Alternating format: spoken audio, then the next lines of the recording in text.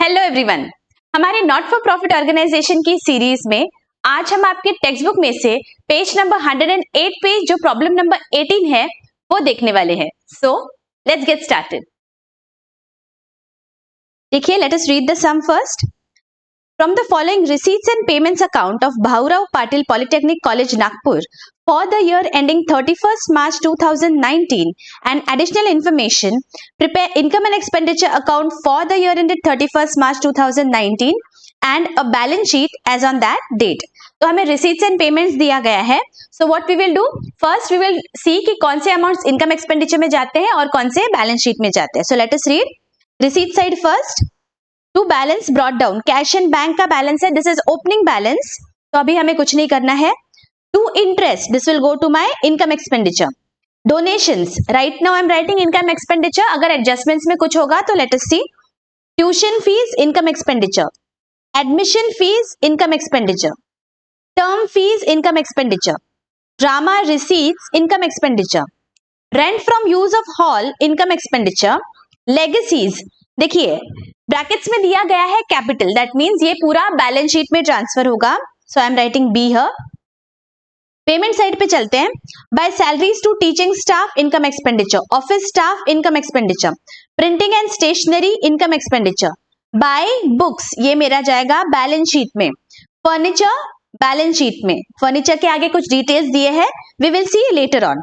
Drama expenses income expenditure, postage income expenditure, telephone charges income expenditure, electricity income expenditure, magazines and newspaper income expenditure, और जो cash and bank balance दिया हुआ है that is going to go to my balance sheet. okay? अभी देखिए एक छोटा सा यहाँ पे करेक्शन है. मैगजीन्स एंड न्यूज़पेपर पे जो 6500 अमाउंट दी है that is incorrect. Actual amount यहाँ पे होनी चाहिए 6000 रुपीज, अदरवाइज हमारा receipts and payments account tally नहीं होता है. ओके, तो ये 6000 रुपीज है, नॉट 6500. Alright, okay. आगे क्या है एडिशनल इंफॉर्मेशन, लेट अस सी. हमें दिया है books, furniture, building fund, capital fund, इनका ओपनिंग बैलेंस दिया है और बुक्स और फर्नीचर का हमें क्लोजिंग बैलेंस भी दिया है एंड बिल्डिंग फंड और कैपिटल फंड का बैलेंस नहीं दिया हुआ है. Alright, so these amounts are going to go to my balance sheet. आगे क्या दिया है, 60% donations are for building fund and balance is to be treated as revenue. तो डोनेशंस के आगे मैं स्टार कर लेती हूं. Outstanding office staff salary 70,000, office staff की जो सैलरी है उसके आगे भी मैं स्टार कर लेती हूँ. ऑलराइट, तो अभी हमें क्या करना है, अभी हमें फॉर्मेट बनाना है income expenditure and balance sheet का and then one by one we will transfer the amounts. ऐसे आपको फॉर्मेट बनाना है proper. Income expenditure account for the year ended 31st March 2019 and balance sheet as on 31st March 2019. Let us see. First amount क्या है आपकी, receipt side पे देखो, interest है 60,000 एंड डोनेशंस है 7 लाख. तो ये मेरे इनकम एक्सपेंडिचर में इनकम साइड पे आएगा. By interest 60,000 and by donations, donations के आगे स्टार है इसलिए मैं डोनेशंस इनर कॉलम में लिख रही हूं 7 लाख.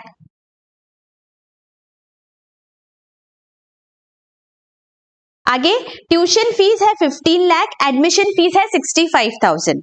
तो वापस इनकम साइड पे चलेंगे और यहां पे लिख लेंगे by tuition fees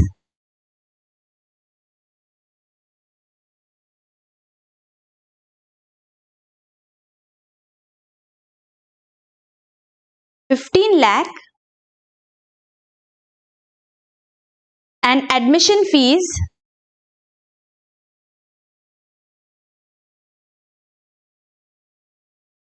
$65,000. All right, let us tick these two amounts. आगे टर्म फीस है 4 लाख, ड्रामा रिसीट्स है 1 लाख. अगेन इनकम साइड पे चलेंगे और यहां पे लिख लेंगे by term fees 4 lakh rupees and by drama receipts 1 lakh. Right now I am writing this in the inner column because कुछ ड्रामा के expenses भी दिखे थे मुझे, तो I am going to net off these two amounts. All right? Okay, आगे rent from use of hall 6,000. तो ये वापस इनकम साइड पे जाएगा.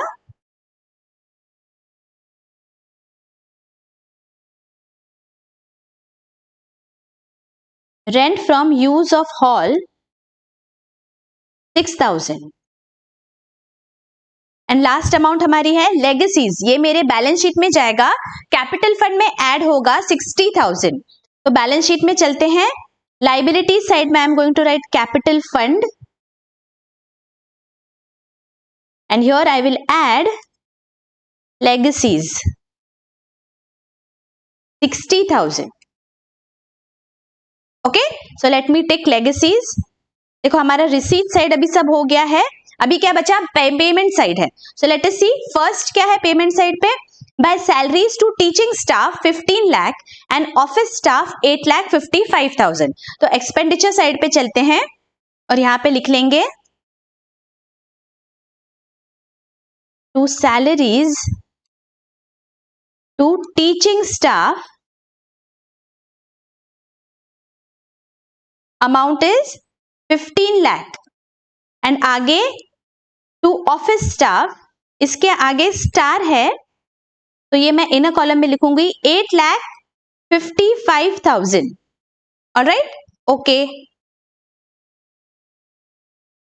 प्रिंटिंग एंड स्टेशनरी 27,000 है तो एक्सपेंडिचर साइड में आएगा.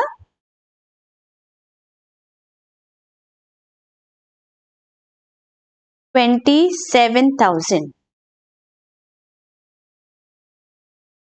बुक्स है 88,000 के, तो बैलेंस शीट में मुझे जाना है और बुक्स में लिखना है 88,000.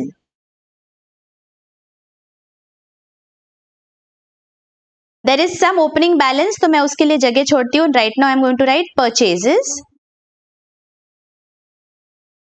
88,000. Alright, okay. आगे फर्नीचर है 78,000 का. सो अगेन बैलेंस शीट में जाएंगे.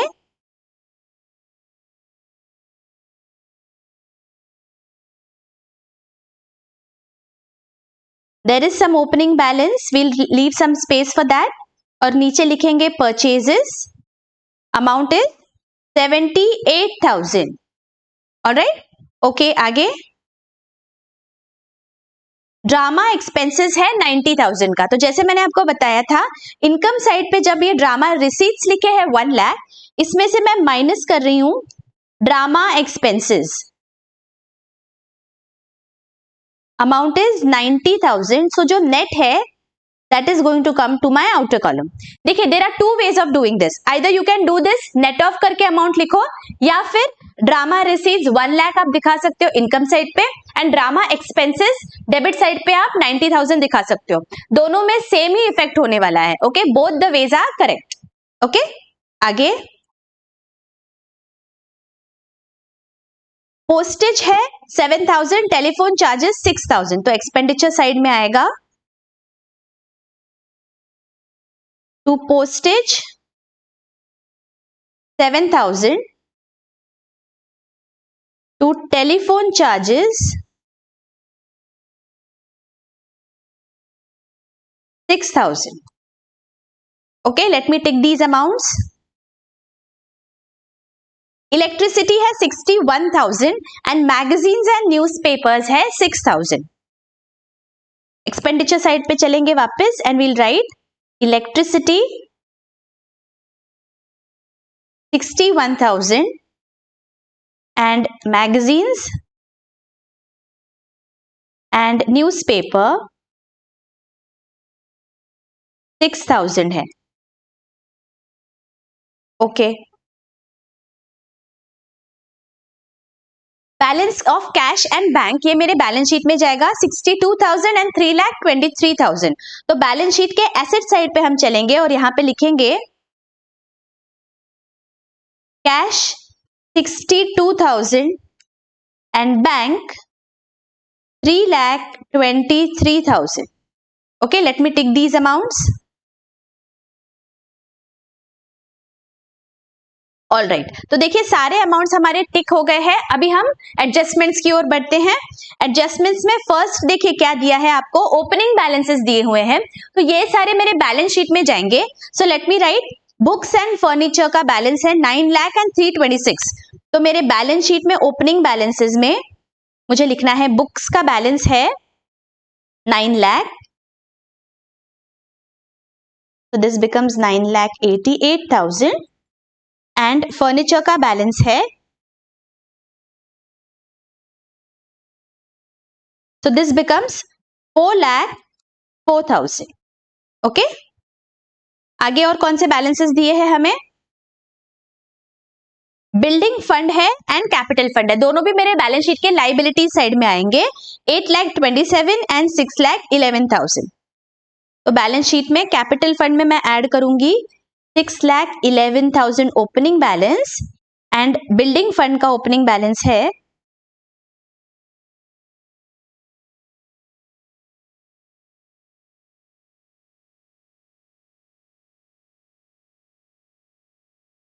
8,27,000।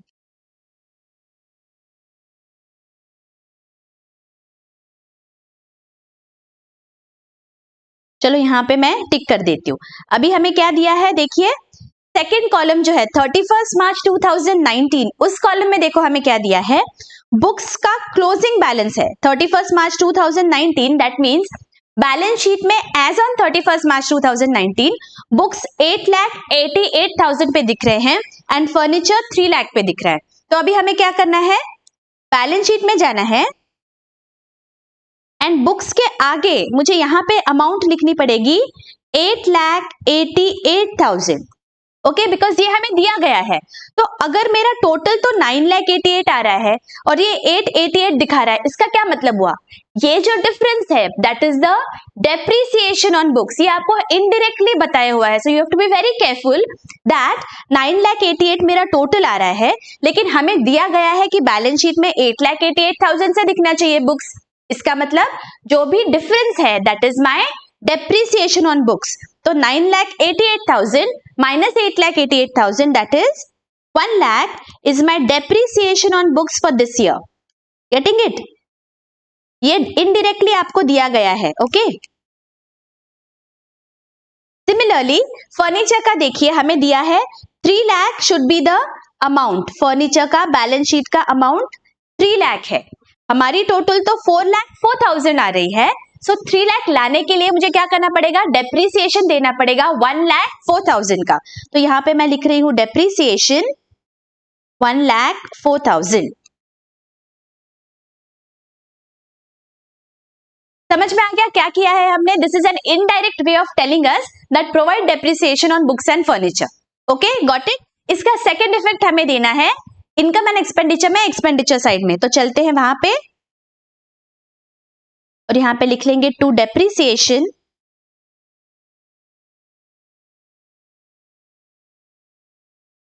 On books 1 lakh and on furniture 1,04,000। Okay, alright, तो ये भी अभी हमें टिक कर देना है। तो हमारा ये इफेक्ट हो गया। अभी सेकंड देखिए क्या दिया हुआ है, 60% donations are for building fund. Okay, तो डोनेशंस का क्या करना है हमें, balance is to be treated as revenue. तो डोनेशंस अभी तो हमारे दिख रहे हैं इनकम साइड पे 7 लाख, इसका 60% that is 4,20,000 has to be capitalized. तो मुझे यहां पे माइनस करना पड़ेगा donations capitalised.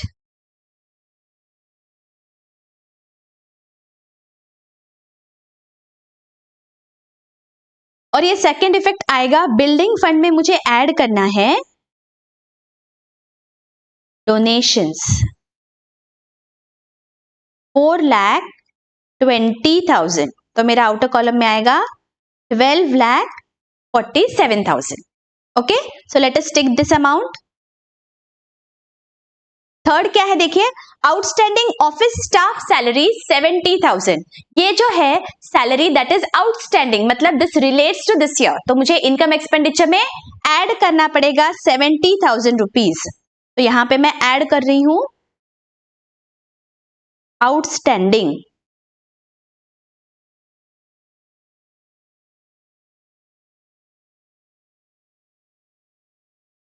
Okay, and this outstanding salary becomes my liability. तो मेरे बैलेंस शीट में लाइबिलिटी साइड पे मुझे लिखना पड़ेगा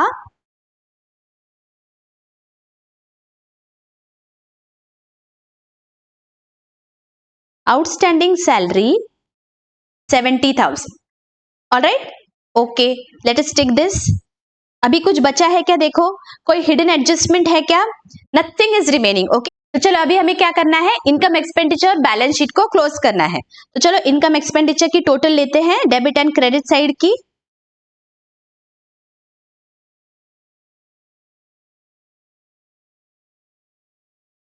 मेरी डेबिट साइड की टोटल आ रही है 27,36,000 एंड मेरी क्रेडिट साइड की टोटल आ रही है 23,21,000।